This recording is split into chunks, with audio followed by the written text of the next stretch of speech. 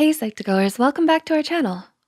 Did you know that your ongoing support is what helps us make psychology and mental health more accessible to everyone? Well, it's true, and we are so grateful for all of the love that you've given us. Thank you so much. Now, let's continue. Have you ever found yourself agreeing to certain favors you thought you would never agree to? Or perhaps you found yourself in situations you swore you'd never be in, but somehow you were successfully persuaded by your friends.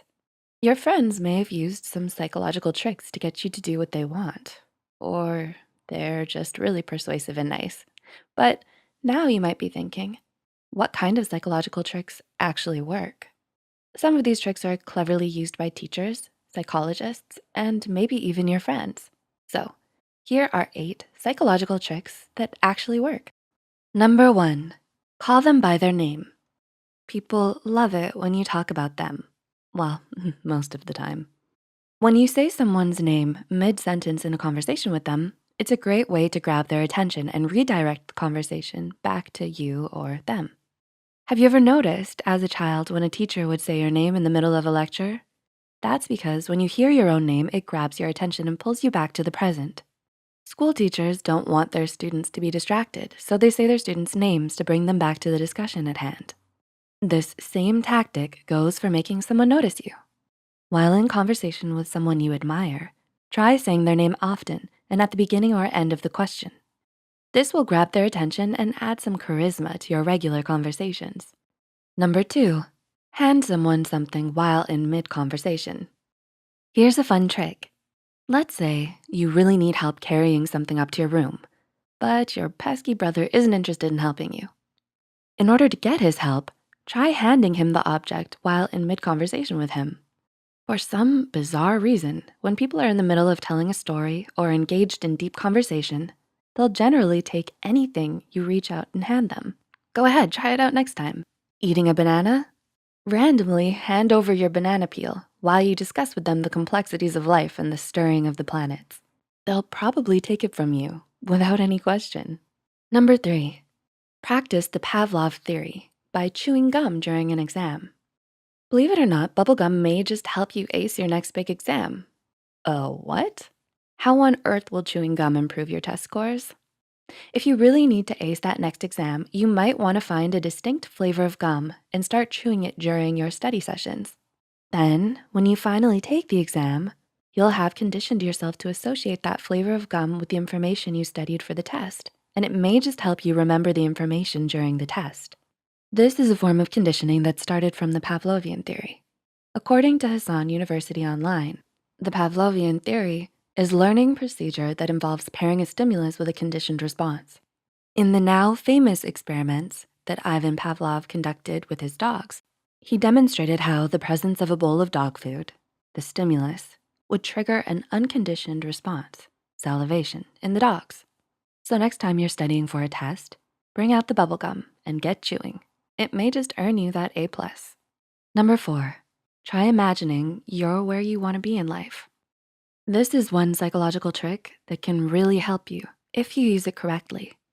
Using a form of cognitive dissonance to benefit you.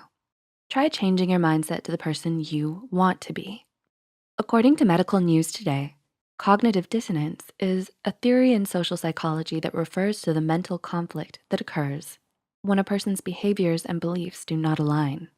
But instead of experiencing that discomfort, try using cognitive dissonance to motivate change within you. If you can't get your behavior to align with your goals, try convincing your mind that you are already someone who is actively working on those goals. Let's say you have a habit of spending too much money and that you're a bit of a shopaholic. If you wanna move past this habit, try to tell yourself that you just aren't the type of person who likes shopping a lot and that it's not your thing. Changing your mindset could possibly change your actions if you really work at it. Or perhaps you're feeling a bit sad and always look at the negative in most situations.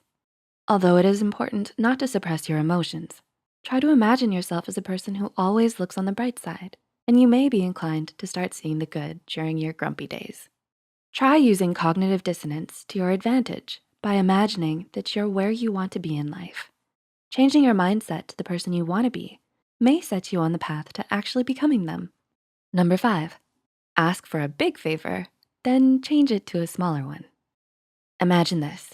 You really want that adorable chinchilla you've been eyeing in the pet shop window.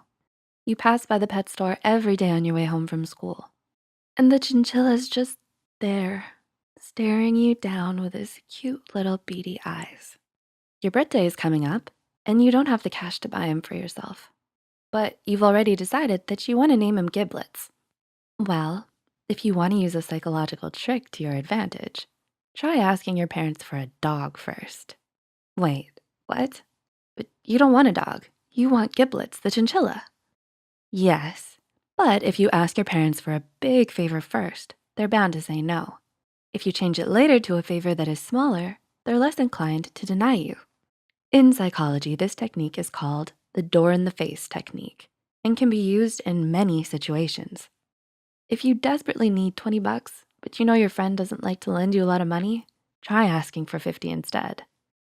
20 bucks seems like a lot less now in comparison. Huh? You and Giblets are now living splendidly. Number 6, ask for a favor when someone is exhausted. This is another sneaky psychological trick. Say your friend really needed to crash at your house. You're definitely busy and have spent the whole night binge watching The Office on Netflix. You just really can't let them stay the night. And you've made up your mind to tell them no. But then your friend suddenly comes knocking at your door in the middle of the night. Somehow you've now let them in and told them they can stay the night. You gave in because you were exhausted and too tired to say no to their pleas. According to several studies, people are more likely to be influenced to do something they initially didn't want to do when they're tired. You were mentally exhausted as well as physically, and you really didn't want to be up that late arguing with your friend. You would have done anything to have the situation over with so you could get some rest. Number 7, mirror others to help you make friends. Are you having a hard time making friends at school? Without having to change anything about who you are, try mirroring the other person's movements and gestures, and they may just be more open to getting to know you. This kind of mirroring is called the chameleon effect and has been explored in further studies. If someone thinks that you're like them, they may be more willing to be your friend. So someone could be mirroring you subconsciously to lure you in and gain your trust. Or most likely, they just wanna be your friend. And number 8, nod your head if you want someone to agree with you. Have you ever needed someone to agree with a pitch you were making at work? Or perhaps you really wanted to persuade someone to agree with you on a subject you just know they would understand if they opened their mind up to it. Like, okay, they just really need to watch The Office on Netflix. If they just understood this point you're making and agreed with it, they'd likely wanna watch it. Try nodding while you're discussing a point you want someone to agree with. According to a 1980 study published in the Applied Psychology Journal, psychologists found that when others nod while listening to someone, they're more likely to agree with them.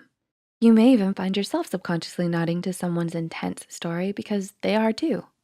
So, what did you think of these psychological tricks? Remember, like what Uncle Bed said, with great power comes great responsibility. So only use these for good. And be aware that others may be using them on you too. Are you going to try any of them out? Let us know in the comments below.